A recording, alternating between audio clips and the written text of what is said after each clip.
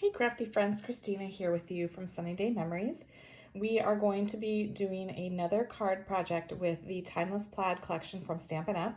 This is the one side of the paper. You've got 12 different plaid designs in different colors, which makes it super versatile, I think. And then when you flip it over, you've got this great checkered and other kind of plaid papers to change it up. So you've got a great assortment of papers to choose from. This week's card, we'll be working with this particular plaid, this one here and on this side. So let's go ahead and get started. Our card this week is this fun fold. It looks really complicated, but it's super easy. And it's a great way to really maximize a sheet of the 6x6 paper like this plaid one here that I said we're gonna be working with.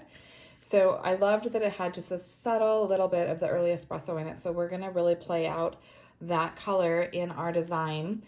So let's go ahead and start putting it together. So the first thing you need is your card base, which is a standard A2. So it is a 5.5 by 8.5 scored at 4 1/4. And it's gonna be a side fold card. And because this is a dark tone paper, this early espresso, we are going to be putting a piece of white on the inside so that way it's easy to go ahead and write on it. So this is just 1/4 inch down, so it's 4 inches wide by 5 1/4. So, but before we go ahead and put that in there, we're gonna be doing something. So we'll just hold up on that. And then the focal point here is created with a new die set that we have. I just love it. I keep going to it over and over. It is called Around It All. And as you can see, it is kind of like these wonky little circle dies, but I just think they're so fun because there's just so many options for it. And so we are going to be using that along with one of the Sale-a-Bration stamp sets, the Friendly Seagulls. I just can't get enough of this stamp set. It's so cute. And the fact that it's free makes it even better, right? So we are going to go ahead and stamp some on this little die cut we've done. Okay, so for our stamping, we are going to be using the Early Espresso ink. And I've chosen to use the cute seagull with the little fries in there, or they could be twigs, but I'm gonna make them into fries. So the first thing we're gonna do is we're gonna stamp this sentiment, that I love you more than.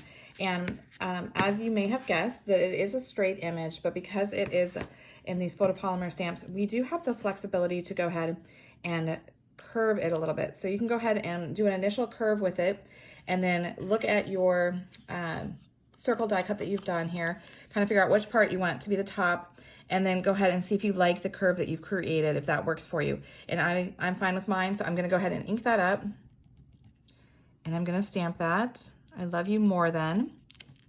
And then I'm gonna go ahead and stamp the seagull right below it.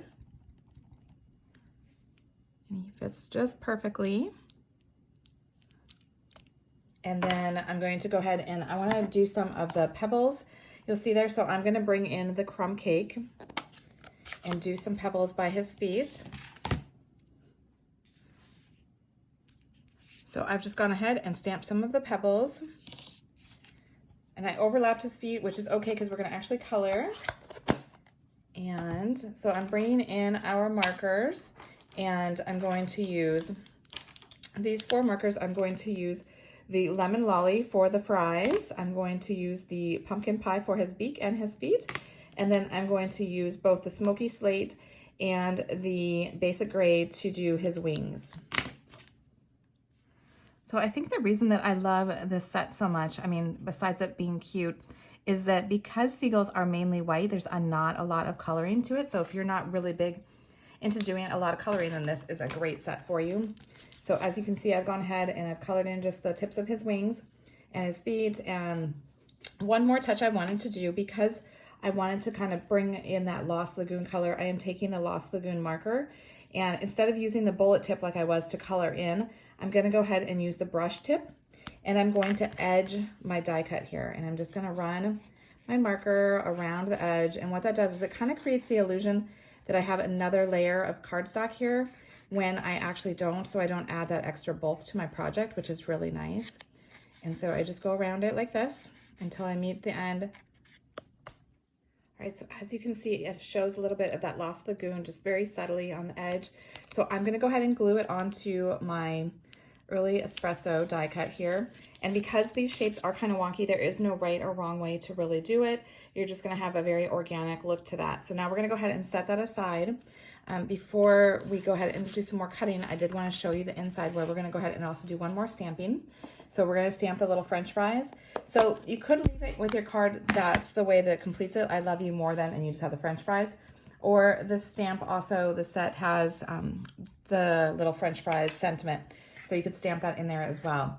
I'm just going to leave it like this, so that way I can go ahead and write whatever message I want to the recipient. All right, so now we're going to go ahead and we're going to work on the plaid paper. So you're going to bring in your paper trimmer. This is a 6x6 piece. That's what the paper comes as. And so we're going to go ahead and first cut a 3/4 inch piece off. And so this is actually an extra piece that you don't necessarily need. But as you may have already seen here in my card, I am utilizing that because I don't want it to go to waste. So I'm just going to go ahead and turn this and cut it at 5 1/4. So my only waste from this piece, and you could use this on something else, it doesn't have to be waste, but is this little piece here. Otherwise, everything else is being used. And so I'm going to go ahead and set this aside, and we'll glue that later. So now we're left with a piece that is 5 1/4 tall by 6 inches wide. So going along the 6-inch side, we're going to go ahead and make 2 more cuts. We're going to cut it at 2 1/2. And that we're going to use this side here. That's going to be our middle panel of our card. And then that leaves a 3 1/2 inch piece left, but we're going to cut that in half at 1 3/4. So that way we have 2 1 3/4 by 5 1/4. So these are the 2 outer panels of our card. So we have a total of 4 pieces that we have cut to use for this card from that 6x6 piece. So we're really maximizing that paper. So the next thing I want to do, and this is completely optional, is I want to go ahead and I want to edge my papers. You'll notice in particular on the inside here, when I use that strip, you can really see that early espresso popping through really nice. And to do that, it's just like we did before, where I'm going to go ahead and use that brush tip, and I'm just going to go right along the papers. So I have the papers facing up the direction that we're going to use them. So you're going to have one with this piece, and then the other 3 are going to be the plaid. So if you want to do this step, then you'll go ahead and edge the edges with your marker on all 4 of these pieces. Okay, so before we go any further and do the front of the card, we're going to go ahead and glue down this inside piece. So that way we can get the inside all complete. So as you'll see, I did have a very subtle amount of that white showing, and I did also, I forgot to mention, edge the white of that as well. So I'm going to go ahead and layer this down and then layer it in the inside of my card so that the inside of the card is complete. All right, so now I've got that glued in, so you can just really see how it pops a little bit more by having that inked edge to both the plaid and that white. So now that is all complete. So now we're going to go ahead, and this is where the magic is going to happen on the front. So if you want to, this is completely optional. I'm going to show you both ways. So this one, you'll notice that my paper is a little bit different, right? I really wanted to bring out that early espresso, like I said. So what I did, and I'm just going to do it on my little piece here that we had left, right, that we was going to be our scrap. I took my early espresso marker again, and I used that bullet tip, and inside the center of each of those little darkened squares, I just did little dots. And you don't have to overthink it. Like if you do overthink it, then it does kind of make you mess up a little bit. I just quickly go and just put little dots in each of those little squares, and that helps bring out the early espresso in the plaid in the front here.